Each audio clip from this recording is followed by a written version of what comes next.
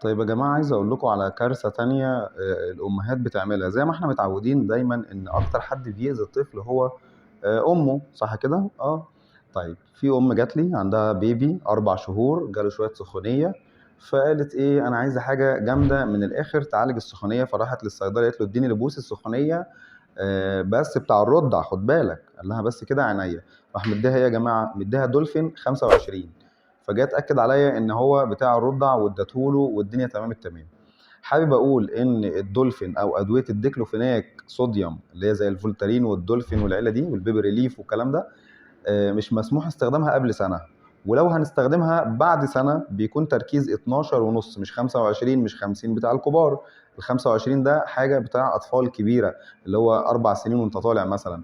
لكن طفل 4 شهور مش مسموح له أصلا يستخدم المادة دي.